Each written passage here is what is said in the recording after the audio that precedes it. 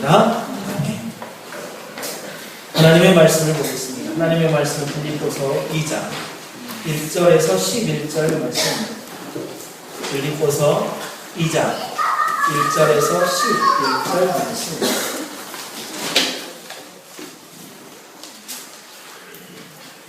빌립보서 2장 1절에서 11절 말씀. 제가 봉독해 드리겠습니다.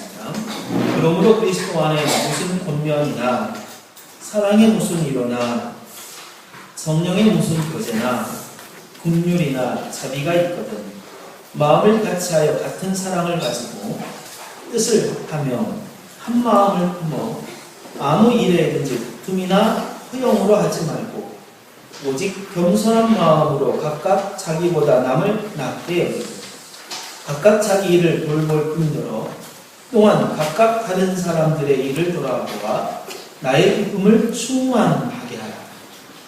너희 안에 이 마음을 품으라. 곧 그리스도 예수의 마음이니 그는 근본 하나님의 본체시나 하나님과 동등됨을 취할 것을 여기지 아니하시고 오히려 자기를 비워 종의 형체를 가지사 사람들과 같이 되셨고 사람의 모양으로 나타나사 자기를 낮추시고 죽기까지 복종하셨으니 곧 십자가에 죽으십니다. 이러므로 하나님이 그를 지극히 높여 모든 이름 위에 뛰어난 이름을 주사 하늘에 있는 자들과 땅에 있는 자들과 땅 아래 있는 자들로 모든 무릎을 예수의 이름에 꿇게 하시고 모든 입으로 예수 그리스도를 주라 시인하여 하나님 아버지께 영광을 돌리게 하셨느니라. 아멘. 오늘은 이 본문의 말씀을 가지고 하나님 우편 보좌에 앉으신 예수님이라는 제목을 가지고 하나님의 말씀을 함께 나누도록 하겠습니다. 저번 주에 우리는 하늘에 오르신 예수님에 대해 알아보았습니다.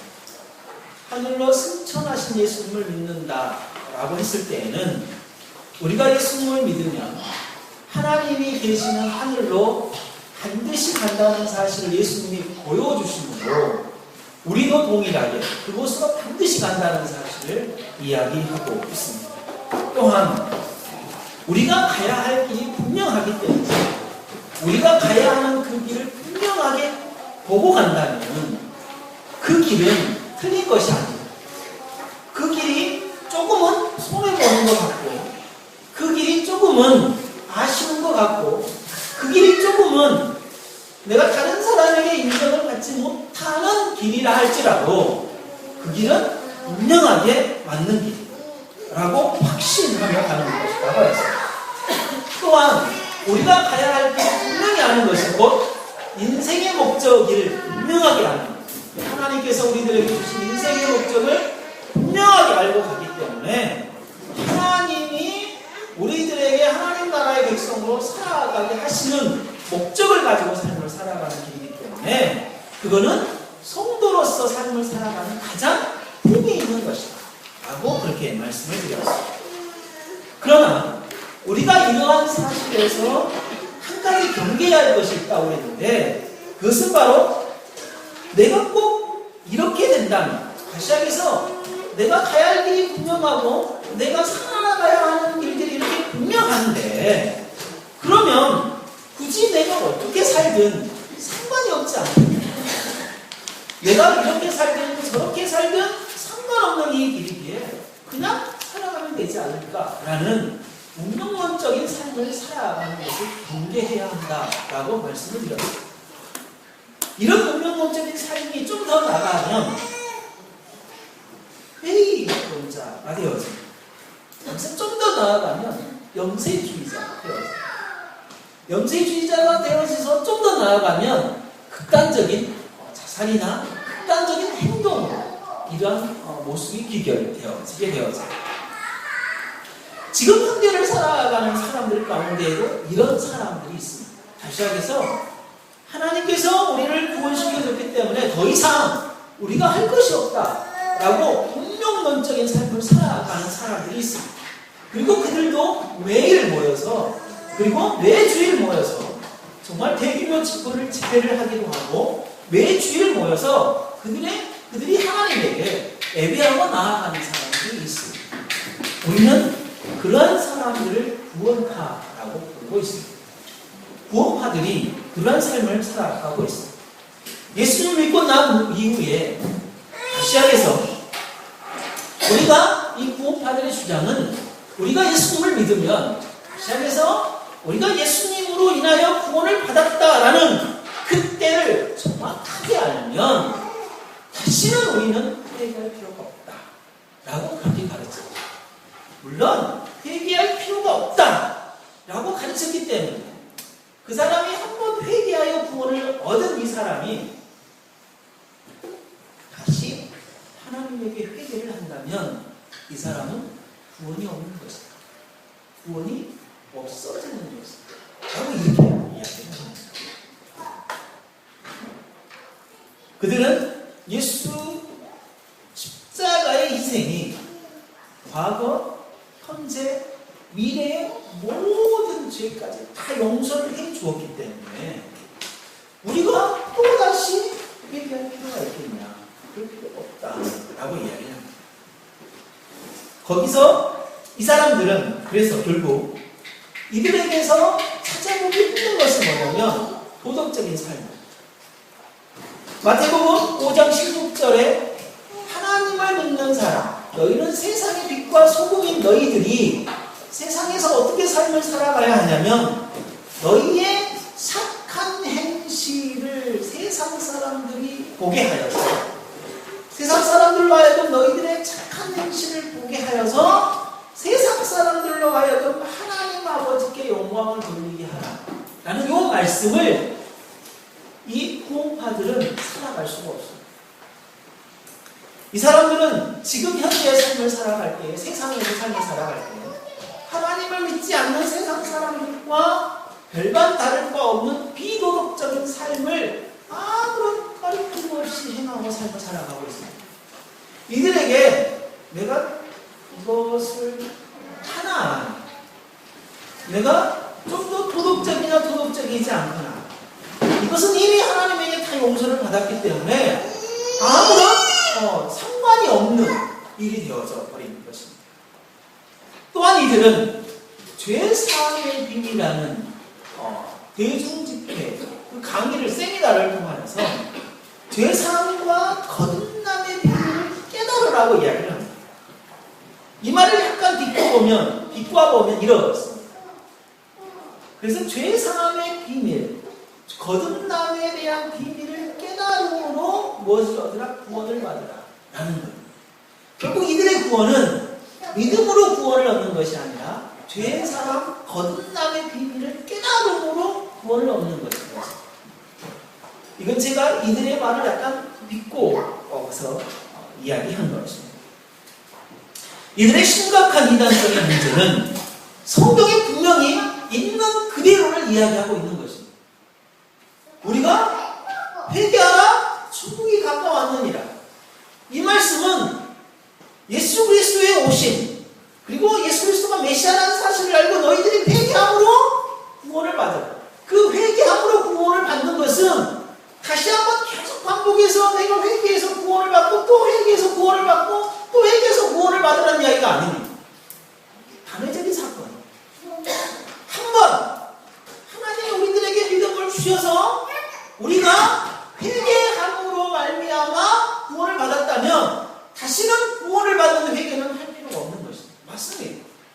구원받은 이야기하는 것이 틀린 게 아닙니다. 맞습니다. 그러나 성경은 이 단회적 회개, 한번 회개함으로 말미암아 구원을 받는 이 회개를 분명하게 이야기할 뿐만 아니라 반복적인 회개를 이야기하고 있습니다. 반복적인 회개. 반복적인 회개는 뭐냐면은 이런 것입니다.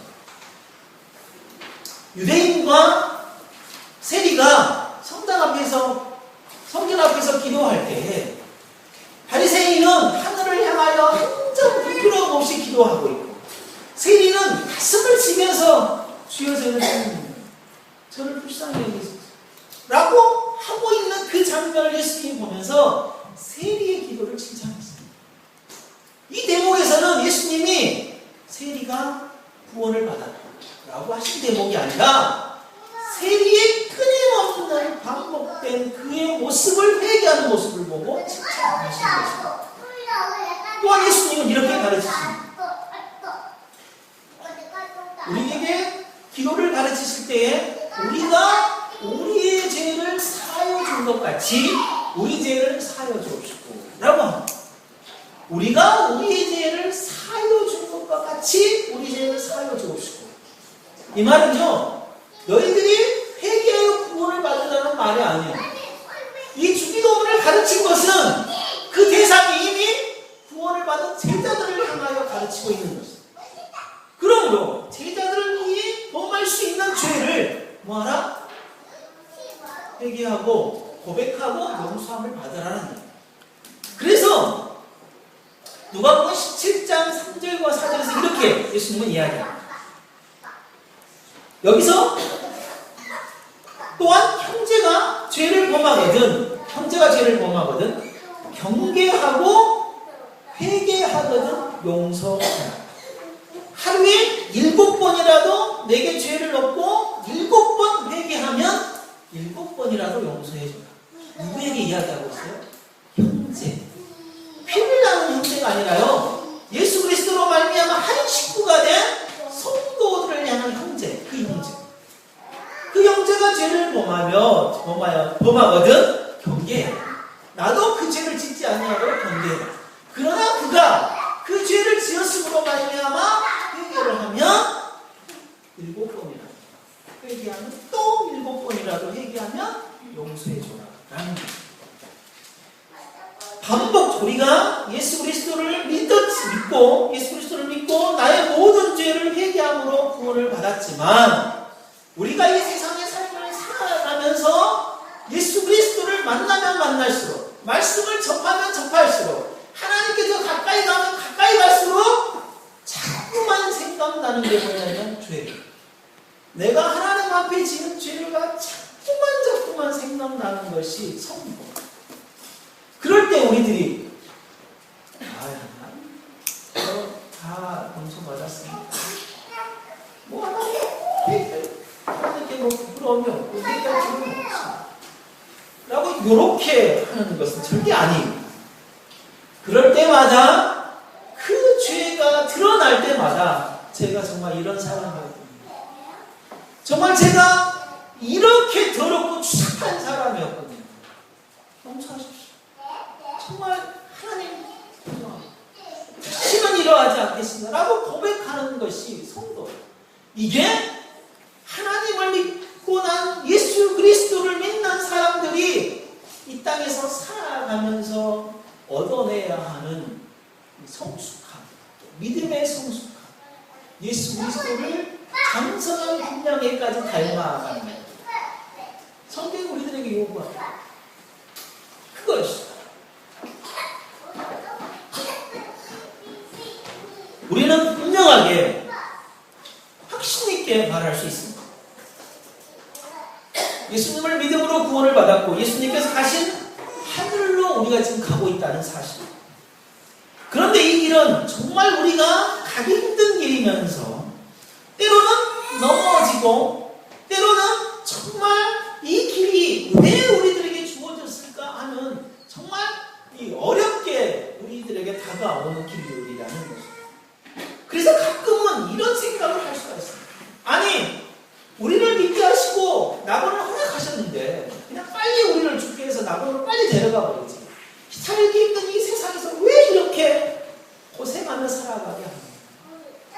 아니, 우리도 죽어서 예수 그리스도 앞에 가면 죄 지을 일도 없고 빨리 예수님을 빨리 닮아갈 것인데 왜 이러냐. 우리 이것에 대한 답이 오늘 하늘에 오르사 하나님 편에 앉으셨다라는 말씀이 우리들에게 주는 답입니다. 우리가 예수 그리스도를 믿지만 여전히 이 땅에서 삶을 살아가야 하는 이유. 우리가 예수 그리스도를 믿지만 정말 여전히 하나님의 하늘의 복을 가지고 날마다 살아가서 정말 기쁘고 즐겁게 살아가는 것이 아니라 힘들고 어렵게 살아갈 수밖에 없는 그 길에 대한 답을 주는 것이 오늘 하늘에 오르사 하나님 우편에 앉으셨다라는 우리의 믿음의 고백의 내용이라는 것입니다. 이 말씀을 통해 우리가 이 땅에서 하나님을 믿는 삶에서 어떻게 삶을 살아가는지, 이것을 제대로 알지 못하고 살아가는 구원파들이 그 삶에 뭐가 잘못되었는지에 대해서 좀 정확하게 좀 알아보고, 그런 삶을 다시는 우리가 살지 않고 또 그런 삶이 아니라는 사실을 좀 정확하게 알고, 그렇다면 우리가 살아가는 길이 어떤 것인지, 어떻게 살아가야 하는지를 좀 알아가는 그런 일들이 좀 있으면 좋겠다라는 것입니다. 우리가 매주 고백하는 일들이, 하늘에 오르사 하나님 우편에 앉아 계시다라는 것입니다. 하나님의 우편입니다. 보좌는 의자죠. 우편은 오른쪽이고, 그리고 앉으셨다라는 이 표현들은 실제가 아닙니다. 다시야에서 이렇게 우리가 눈에 보이는 하나님의 보좌가 있고, 하나님이 가운데 앉아 계시고, 오른쪽 우편, 오른쪽에 의자가 있는데, 예수님이 하늘에 올라가셔서 그 하나님의 우편에 있는 의자를 이렇게 앉으셨다. 이게 실제가 아닙니다. 실제가. 이게 실물이 아니다 이 말. 왜냐하면 하나님과 예수님은 영이시기 때문에, 하나님과 예수님은 영이셔요. 성령님도 영이시기 때문에 이거를 실제라고 말하면 안 돼요.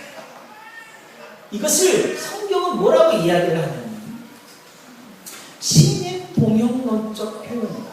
다시 하기해서 하나님이 인간에게 뭔가를 말씀하시려고 할 때에 인간의 편에서, 그러니까 인간과 동일한 상황에서 뭔가를 이야기합니다. 그래서 성경에 뭐라고 이야기를 하고 있냐면은 여호와의 눈은 의인을 향하고, 성경에 이런 표현이 진짜 많아요. 여호와의 눈은 의인을 향하고 그의 귀는 우리의 부르짖음에 귀를 기울인다 라는 의미가 있어요. 실제 하나님이 눈을 가지고 계셔가지고 우리를 이렇게 쳐다보고 계세요. 이런 표현이 아니라 하나님이 우리를 눈동자처럼 지켜주시는 거예요. 보고 있는 거죠. 실제 보고 넘어질 것 같은 상황에서 우리를 보호하시고 하는 우리가 가장 가깝게 함께 계신다는 사실을 우리들에게 알려주시는 표현. 이게 우리 인간들이 주로 사용하는 표현들이에요. 뭐냐면요, 해가 뜬다, 해가 진다, 해가 떠요? 실제 해가 져요? 아니에요. 해는 가만히 있어요. 근데 지구가 돌 뿐이에요. 누구 입장에서? 지구. 우리 입장에서 해가 뜨는 것처럼 보이는 거예요. 우리가 도는 거예요. 그게 뭐냐면 우리 삶 속에서 우리가 이해하기 쉽게 표현을 바꾼 거죠. 그런데 이러한 표현들이 성경에 많이 나왔어요? 안 나왔어요? 많이 나왔어요. 그래서 이단들이요, 우리들에게 이야기해요. 아니, 해가 뜨는 거 맞아요? 아니, 해는 가만히 있는데 왜 성경은 해가 뜬다고 이야기하고 있죠? 진리인 성경이 이상하지 않아요?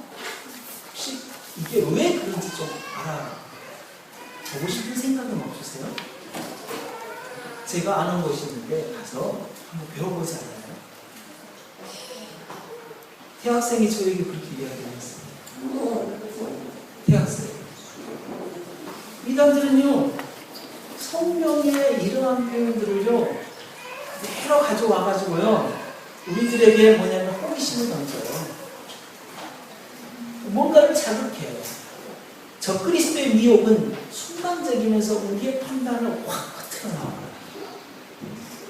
그러니까 수도 없이 넘어가죠. 누가 넘어가냐? 성경을 아예 모르는 사람은 안 넘어가요. 저런 애들이 안 넘어가요. 그러나 성경을 조금이라도 알고 조금이라도 뭔가 호기심 있는 사람이 홀딱 넘어가는 거예요.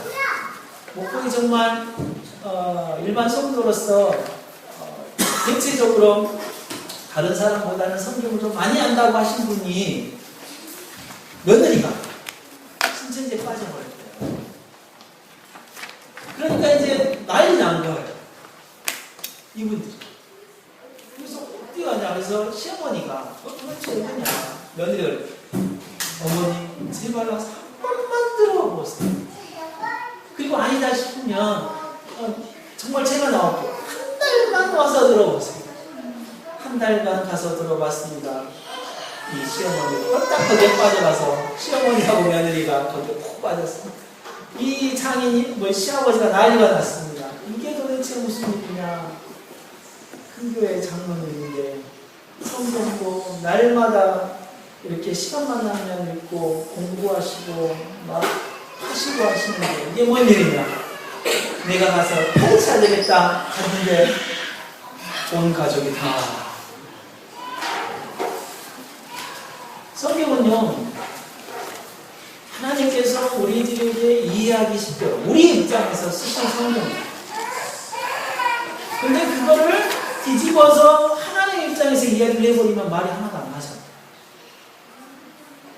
하늘에 오르사 우편에 앉아 계시다. 이 편도 신동은 하나님이 우리들에게 분명한 말씀을 하고자 하시는 것이 있어서 우리들 사람의 동일한 입장에서 뭔가를 이야기하십니다. 그래서 정말 우리들이 생각해야 될 것은 뭐냐면 하늘에 오르사 우편에 앉아 계시다. 요 말은 그 말이 우리들에게 하나님이 무슨 말을 하고자 하시는 거냐. 요것에 대해서 깨우침이 있어요.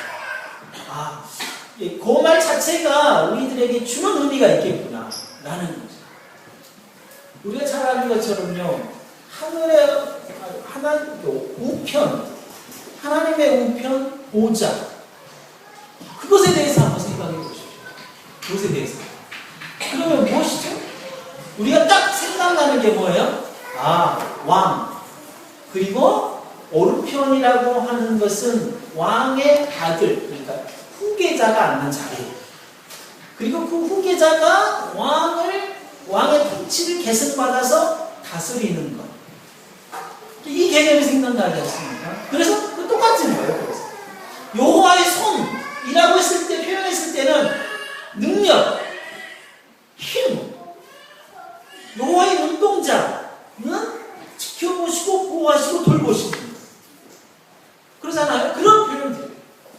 그러니까 하늘에 오르사 우편에 앉아 계시다라는 것은 예수 그리스도가 하나님의 통치와 관련된 뭔가를 우리들에게 말씀하시는 거구나 라고 그렇게 생각한다는 것입니다.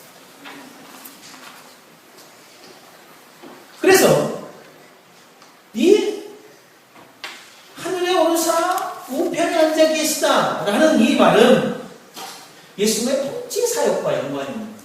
예수님의 통치 사역. 예수님의 통치는 무엇보다 그런 거죠. 그 통치 영역이 하나님의 나라. 다시 말해서 하나님의 나라는 하나님께서 창조하신 모든 거죠. 그러니까 이 세상에 하나님을 제외하고 모든 곳은 하나님의 나라, 하나님의 통치를 받는 것이다. 그러니까 하나님의 통치는 창조 때부터 영원까지 이루어지고 있는 것입니다. 통치를 받지 않는 곳이 없습니다. 그런데 왜 굳이 예수님 하나님의 통치를 모두를 받는 거잖아요. 그런데 왜 굳이 예수님에게 그 통치권을 인계하시냐 이 말, 넘겨주시냐 이 말. 하나님의 우편에 앉도록 하심으로써 하나님의 통치를 예수님에게 계승하도록 하셨냐라는. 왜? 그건 예수님의 통치는 이후의 통치는 어떻게 이루어지냐면 영적인 말씀으로 이루어지는 통치입니다. 그 통치를 이 땅에서 누가 받아서 통치의 일을 하냐면 하나님을 믿는 성도들. 그 통치를 계속하는. 근데 하나님을 믿는 성도들 이 땅에서 예수 그리스도의 통치를 받아서 다스리는 것은 하나님께서 때에 세상을 다스리는 사명을 주셔서 창조하셨어요. 그러니까 인간이 이 세상, 이 자연 만물을 다스리도록 하는 사명을 주어서 인간을 만드셨어요. 그런데 자연을 다스려야 하는 인간이 죄로 말미암아 오히려 자연을 섬기고 있어요. 나무에게 절하고 있고, 근데 어떤 형상을 만들어 놓고 표정 그린 형상을 만들어 놓고 거기에 막 숭배하고 절하고 그러고 있어요. 그것도 죄 때문에. 그러니까 자연을 다스리는 사명, 인간이 다스려야 하는 자연을 다스리는 사명을 다 잊어버립니다. 완전히 상실해버립니다. 그러나 예수 그리스도가 이 땅에 오셔서 우리를 구원하셨어요. 그리고 우리로 하여금 모든 것들을 다 회복시켰는데 정말 우리의 다스리는 사명까지도 회복시켰는데 그 다음에 그 다스리는 사명을 어떻게 실제적으로 우리들이 인식하게 할 거냐 라고 하시는 가장 좋은 표현이 뭐냐면 하늘에 오르사 하나님 우편에 앉으셨다. 그리고 그 예수님의 제자, 이 땅에 남겨놓은 예수님의 제자로 하여금 그 하나님의 통치를 계승받은 것을 이 땅에서 통치하도록 하시는 방법을 사용하시는 거죠.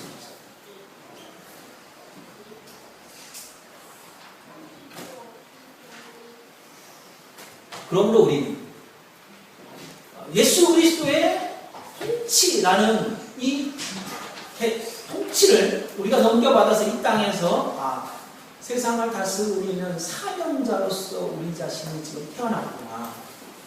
우리가 지금 회복되어졌구나. 라는 사실에 있어서 정확하게 우리가 알고 이런 사실이 분명하게 성경 에베소서 2장 5절 6절에서 이렇게 말씀하신 것처럼 허물러 죽은 우리를 그리스도와 함께 살리셨고 또 함께 일으켜 세워 부활을 시켰다는 거죠. 그리고 그리스도 예수 안에서 함께 하늘에 앉히셨으니 이렇게 이야기를 하고 있어요. 그러니까 우리 성도들을 허물로 죽었던 우리를 살리시고 일으켜 세우고 예수 그리스도와 안에서 예수 그리스도와 함께 하늘 그 우편 하나님 우편에 앉히셨어요. 그러니까 우리가 뭐냐면은 회복돼요. 뭐가 회복됐어? 통치하는 다스리는 사명이 회복되어라는 것이죠. 이런 사실의 가장 중요한 것은 무엇이 우리들에게 부여하고 있냐면 우리가 하늘로부터 이 사명, 그러니까 통치권을 부여받았다. 하늘로부터 통치권을 부여받았다. 그래서 빌립보서 3장 2절에서는 뭐라고 이야기했냐면 우리의 시민권이 하늘에 있다. 우리의 시민권이 하늘에 있다. 우리의 시민권이 하늘에 있지 않으면요. 우리의 시민권이 하늘에 있지 않으면 이런 사명을 어디서부터 받아요? 받을 수가 없어요. 그러니까 우리가 누구로부터 이런 사명을 받아요? 그러니까 세상을 다스리는 사명을 누구로부터 받았냐? 세상을 창조하신 하나님과 예수님으로부터 받아요. 그러니까 뭐냐면 우리의 사명에 대한 정확한 출처를 분명하게 이야기하고 있는 거예요. 또 하나는 우리가 어떤 신분이냐? 하늘의 시민권을 가진 우리가 어떤 신분이냐? 우리는 은혜이며 다스리는 사명자로서의 신분이다. 그러니까 이 사명 때문에 목숨을 내어놓아야 할 것입니다. 이 사명을 수행하려고 이 사명을 받은 자는 자기의 목숨과 사명을 바꾸는 거예요. 이게 정말 중요해요. 또 하나는 우리의 소속은 이 땅에 있는 것이 아니라 하늘에 있다는 사실. 그러므로 우리가 이 땅에서 다스릴 때에 이 땅의 방법대로 우리가 이 세상을 다스리는 것이 아니라 하늘나라의 방식으로 우리가 세상을 다스립니다. 하늘나라의 방식. 하늘의 방식으로 이 세상을 다스리신다라는 것입니다. 그렇다면 우리는 어떻게 하는 것이 이 땅에서 다스리는 것이다. 우리들에게 이 세상을 어떻게 무엇으로 다스리도록 우리들에게 이야기하신 것이냐라는 것입니다. 고린도후서 10장 3절부터 고린도전을 한번 읽고 이 말씀을 계속 나눠보도록 하겠습니다. 고린도후서 10장 3절에서 5절.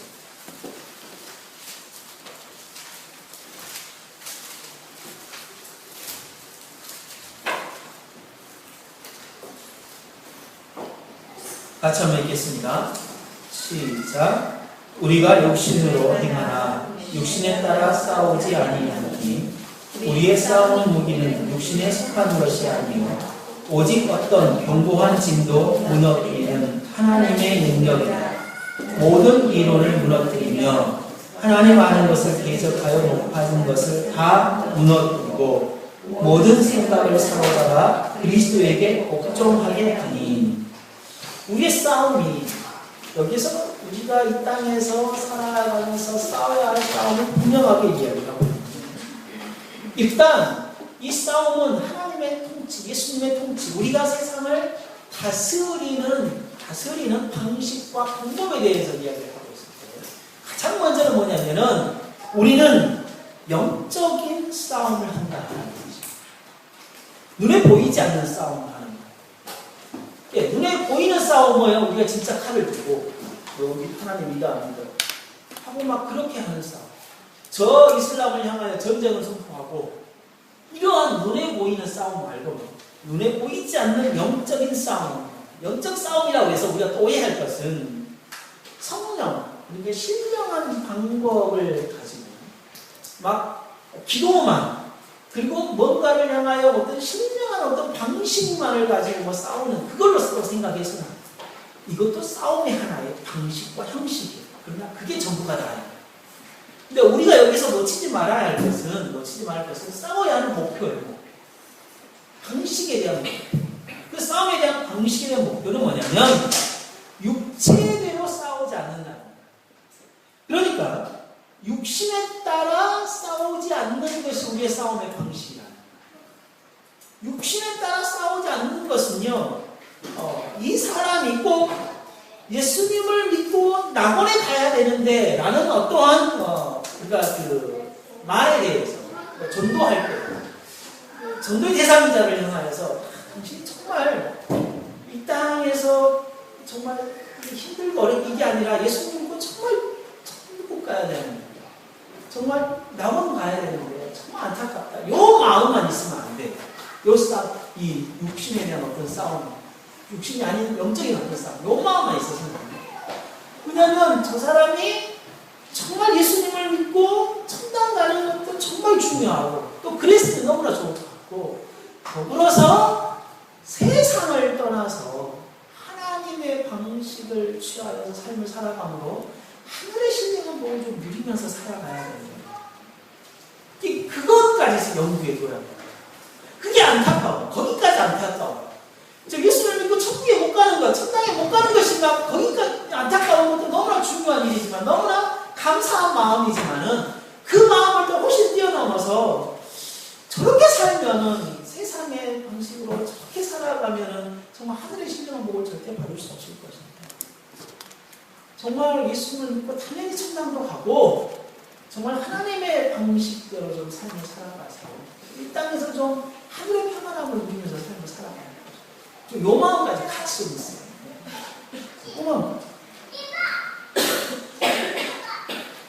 예수의 통치는 세상의 방법을 따라 통치하는 것이 아니기 때문에 그래서 성도들도 세상을 다스릴 때 세상의 방식을 가지고 다스리는 게 아니에요. 하나님의 나라를 다스리는 세상의 어떤 권력을 가짐으로써 하나님을 우리가 통치하고 있다. 하나님 나라를 우리가 좀 다스리고 있다. 이렇게 이야기하는 겁니다.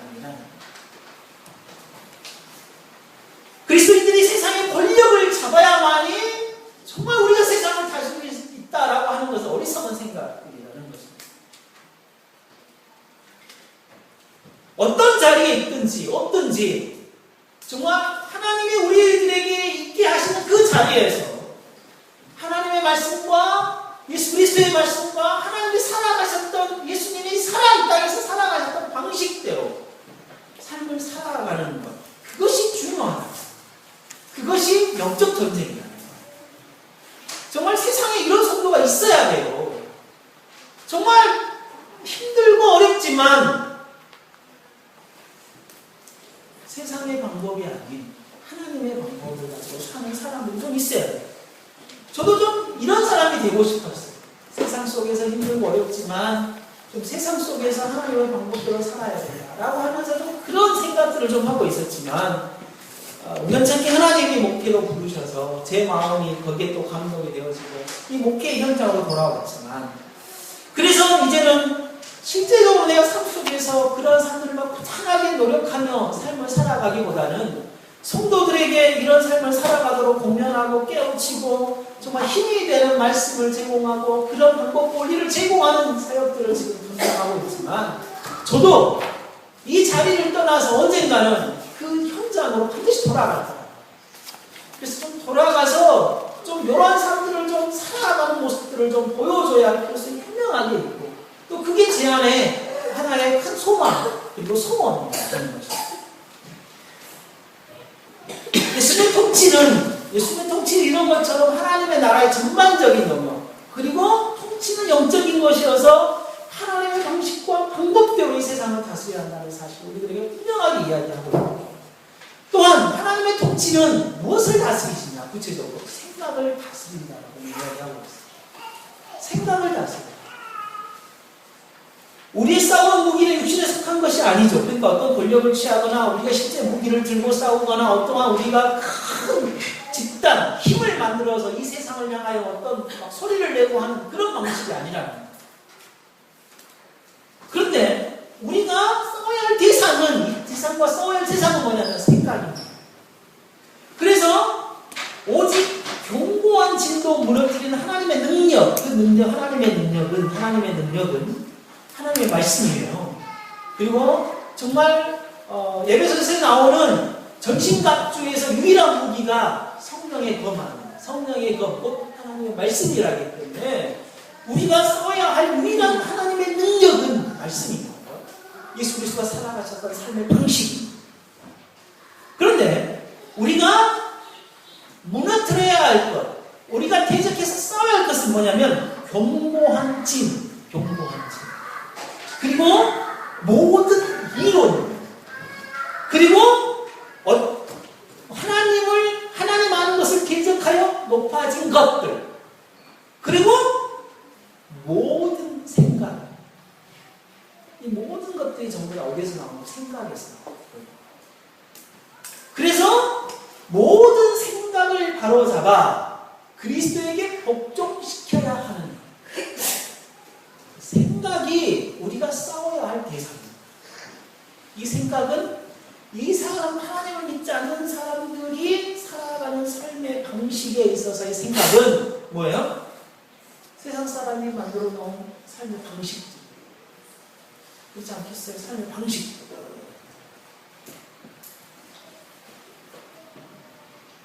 세상은 자신의 권력을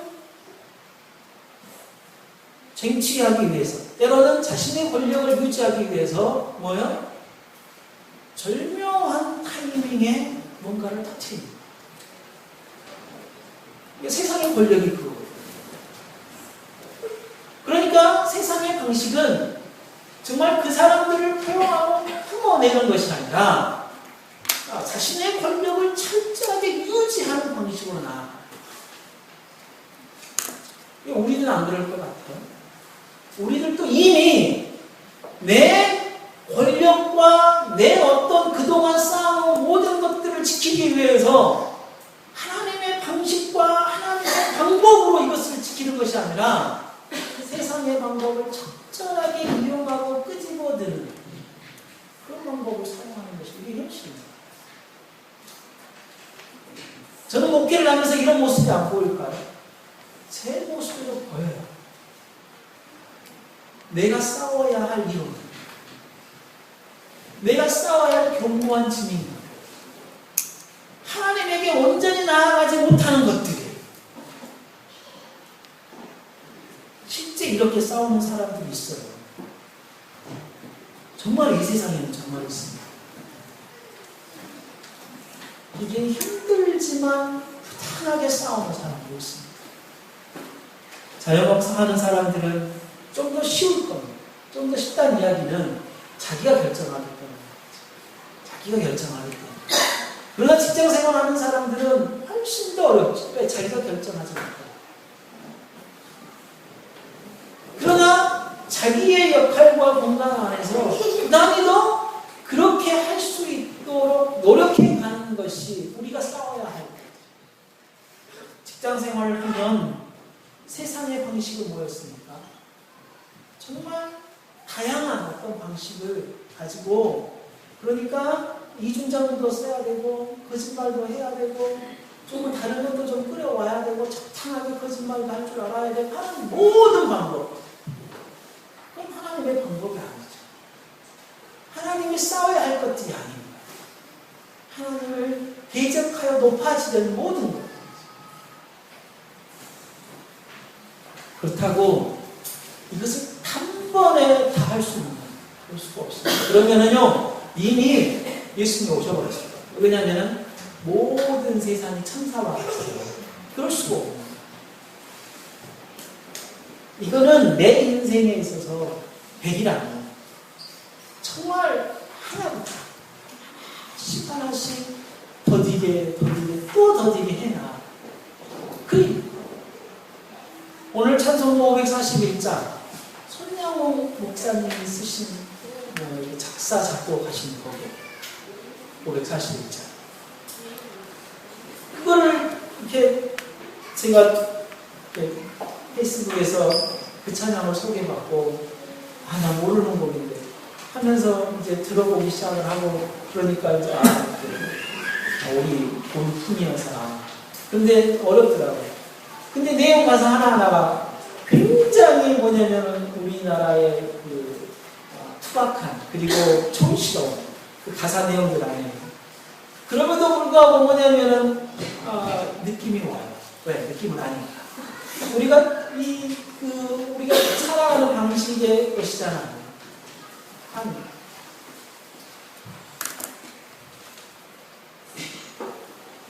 송영호 목사님의 삶이 그랬던 것처럼 있어요. 분명하게 있어요. 우리가 싸워야 할 대상은 세상이 하나님을 믿지 않는 사람들이 세워놓은 그 방식의 것이 문화, 그리고 사상. 우리가 거기에 이미 다 녹아들어서 있기 때문에 그것들을 쳐서 어떻게 그리스도에게 복종시키냐는 거예요. 나부터 시작해야 되겠죠. 내 가족부터 시작을 해야 되겠죠. 우리 교회 공동체부터 시작을 해야 되겠죠. 그리고 내 사회에 나아가서 사람들에게 같이 해야 되겠죠. 그 사상이 무너뜨리는 것이 정말 우리가 싸워야 할 대상입니다. 다른 거 없어요. 그것만 무너지면, 그 생각만 바로 잡아지면 우리의 행동까지 바로 잡아지고 시작하는 거야. 우리의 생각은 그대로 있는데 우리의 행동만 바꾼다? 모양만 흉내낼 뿐이에요. 모양만 흉내내요. 정말입니다. 저도 공동체를 운영하면서 모양만 흉내내는 게 많아요. 왜? 제 자신도 아직 못 바꾸고 목회의 이런 과정에서 어떤 사상도 아직 못 바꾸니까. 안 되니까. 그럼 요거라도 일단 해보자 하는 것들이 얼마나 많은데.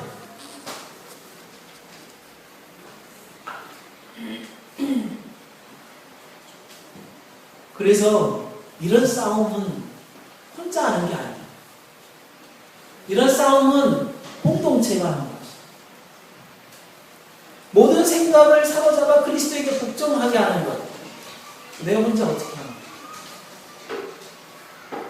공동체 사람들이 함께 모여서 정말 이런 일들을 이야기하고 논의하고, 그럼 우리가 어떻게 나아갈까?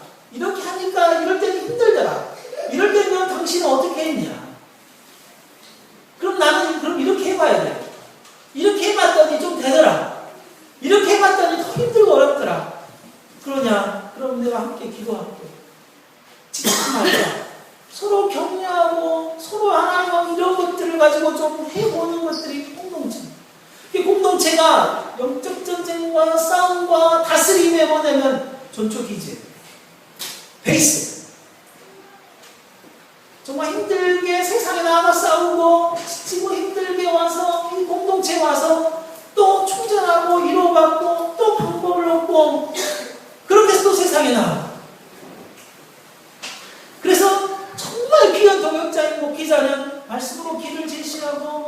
정말 하늘의 신령한 복을 열어서 함께 나누고, 귀한 동역자인 장로는 우리 성도들 한 사람 한 사람을 좀 돌아보고 좀 자기 자신의 좀 삶을 본으로 먼저 좀 보여주고 이렇게 좀 살아봅시다. 나도 힘들었지만 이렇게 살아보니까 됩니다. 좀 장로들은 좀 이래야 돼.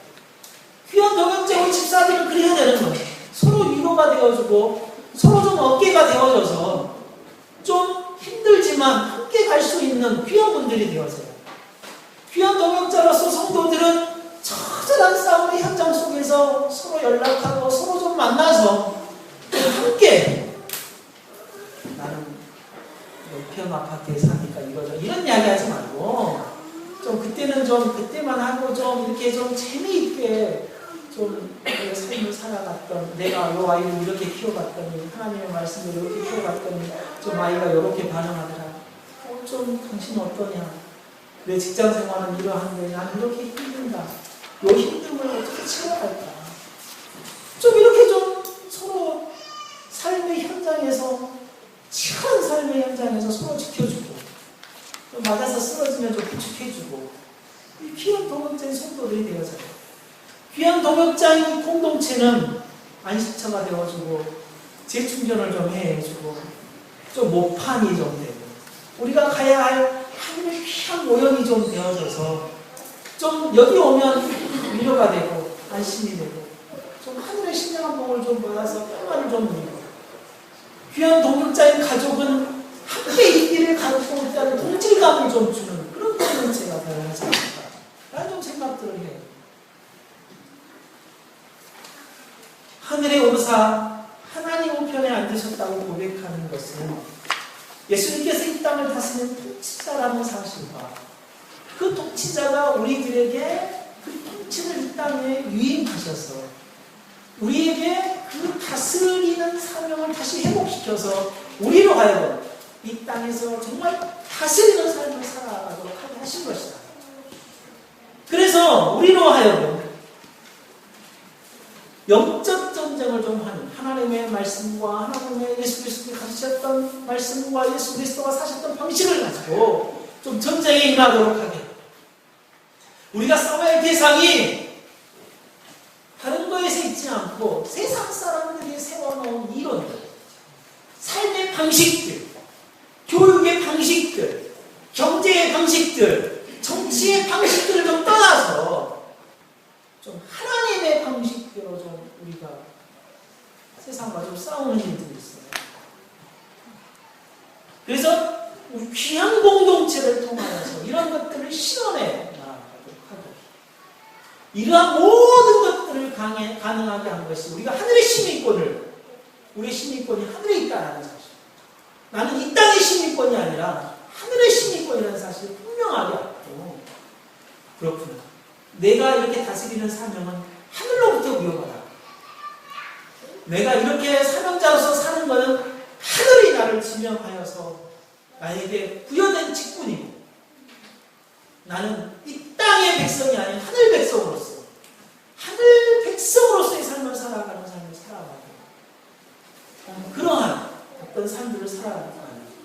그래서 그렇게 살아가겠다라고 하늘의 오르사 하나님 우편에 앉으셨다라고 매주 고백하는, 그리고 그런 삶을 실제 살아가는 우리 원화 공동체가 되시기를 바랍니다. 함께 기도하도록 하겠습니다. 하나님,